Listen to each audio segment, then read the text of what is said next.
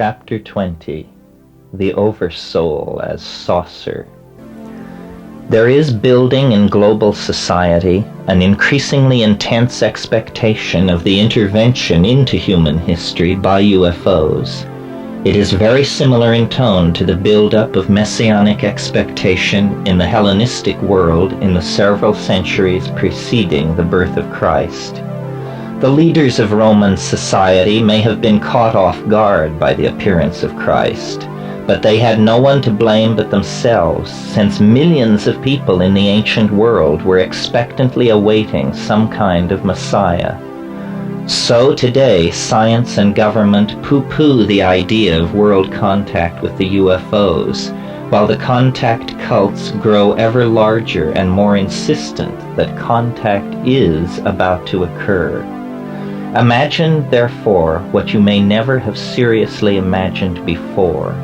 Imagine what would happen if the UFOs were to appear. Imagine a spaceship of the Close Encounters of the Third Kind variety suddenly appearing in orbit around the Earth.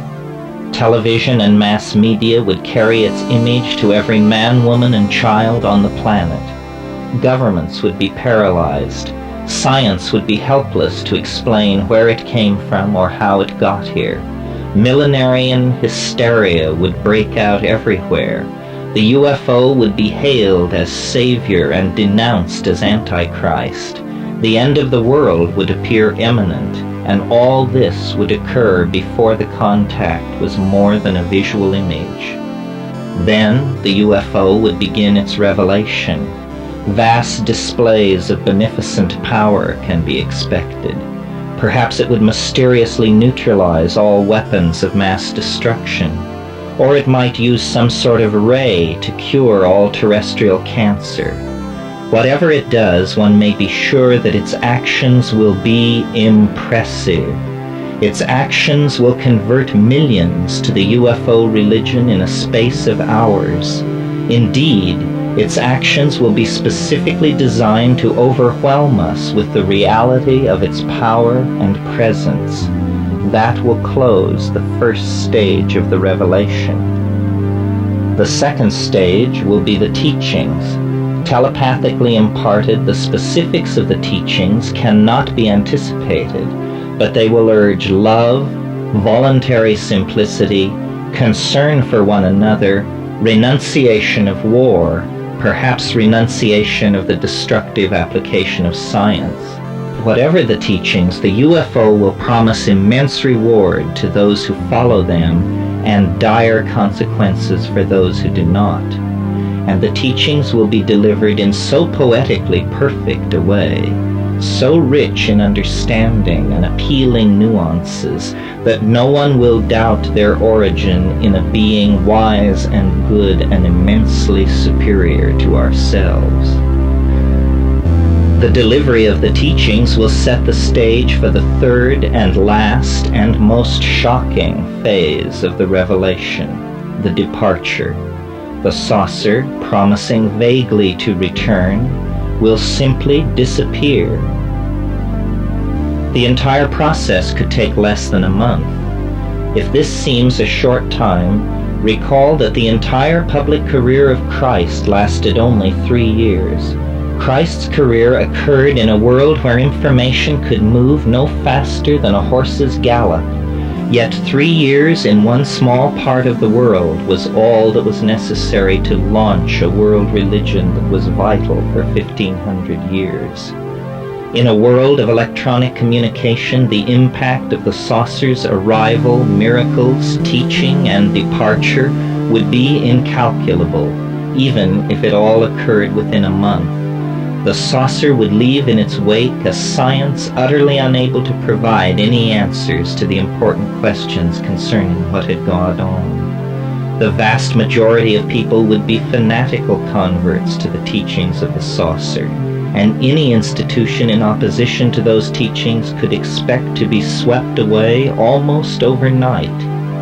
The departure of the UFO would create a sense of abandonment, the agony of which could be expected to echo in the human psyche for centuries. The only panacea would be the religion of the saucer, the religion left behind.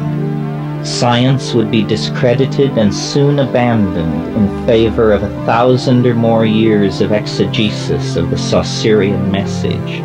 Is it not a familiar pattern in the light of our discussion of Christ and Rome? What will never be said in the wake of such an event, and so must be said now while there is still time, for all of the above could occur and yet still be deception. A benign deception, designed to save us from our advanced science and infantile ethics, but a deception nevertheless. The saucer, no matter how alien it appears, no matter how advanced its demonstrations of power, is not a vehicle from some other star system. It is the Oversoul of humanity up to its oldest trick. If one knows this, one can live through the revelation and the destruction of our scientific world, and yet evade the immense power of this most powerful of all transference phenomenon, and thereby maintain the integrity of one's own soul and spirit. Remember, I am not a debunker of flying saucers or a defender of science. I am a contactee, and this book is the painstakingly told story of my own involvement with the UFOs. I am one of those Wallace has pinpointed as being a carrier of ideas that pave the way for the scenario I have just described. Yet from it all I have learned that there is no religious revelation more satisfying than the hard-won fruits of simple understanding.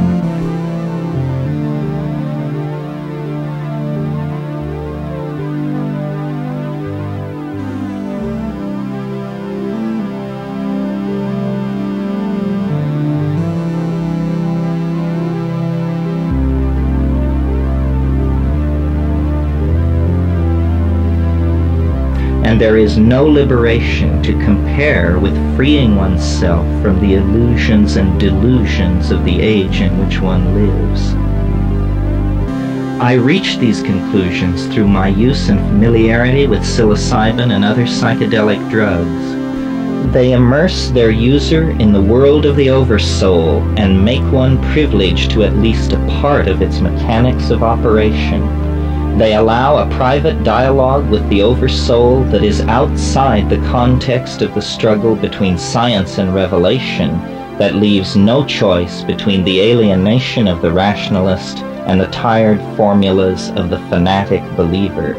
Psychedelic drugs hold out the possibility of healing the breach between science and morality at the level of the individual, thus freeing one to evolve independent of the chaos and transformation the UFOs may soon bring to humanity. Wallace's recent book, Messengers of Deception, vibrates with fear of the unconscious and alienation from the matrix of the larger psyche out of which rational thought has emerged. He fears the destruction of rationalism and scientific thought, yet never once does he mention the potential world-wrecking crisis that the undirected development of science and technology has brought into being. He paints himself as an open-minded investigator of UFOs, yet never questions the motives of the retired and unnamed intelligence officers in which he places so much faith. It is impossible that the CIA is unaware of the social impact belief in UFOs is having. If they were unaware of it before, then surely the recent writings of Wallace himself must have alerted them to the potential challenge UFO beliefs pose to orthodox institutions.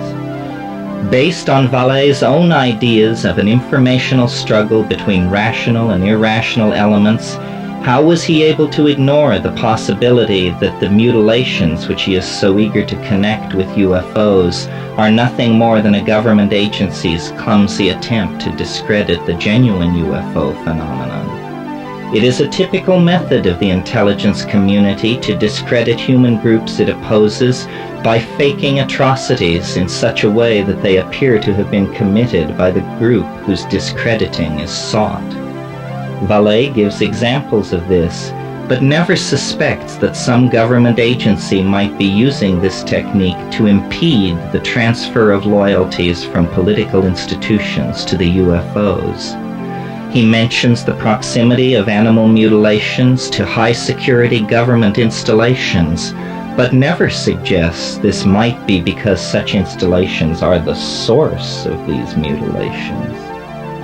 Few UFO sightings involve confusion among witnesses over whether or not what they saw was a UFO or a helicopter.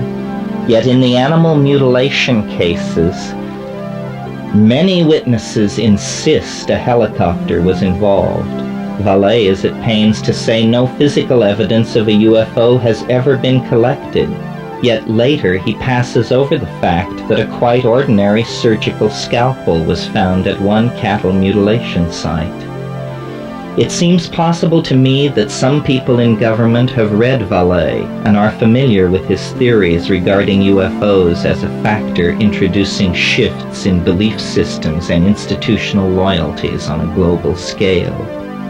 Without knowing what UFOs really are, these persons and agencies have launched smokescreen operations designed to cast doubt on the motives and harmlessness of UFOs, and so to retard or halt the shift of loyalties and beliefs now reaching epidemic proportions.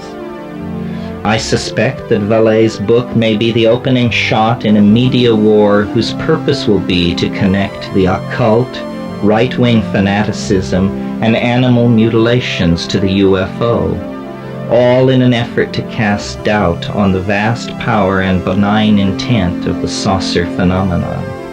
Wallace's title, Messengers of Deception, bears a curious resemblance to J. Edgar Hoover's Masters of Deceit. There, the boogeyman was communism. In Wallace's book, we are told the new boogeyman is UFO phenomena. Who chose the title for Wallace's book? Was it Wallace or the mysterious Major who is so helpful in guiding Wallace down these new avenues of speculation? I believe that Wallace, whether wittingly or unwittingly, is himself a messenger of deception and has become the spearhead of a conscious effort to sow even deeper confusion in society regarding UFOs. We might say, it is an effort foredoomed to failure. The collective overmind of our species is the source of the UFO, and its designs cannot be deflected or turned aside. Its viewpoint is one of thousands of years, and its means, visionary and charismatic belief systems which act to restore the balance between understanding of and reverence for the universe, is a message more powerful than any offered by the profane materialist societies that have grown so foolish as to imagine themselves the stewards of human destiny. Humanity alone, and each of us individually, is the steward of human destiny. This is the real meaning of the UFOs and the experiment at La Chorrera.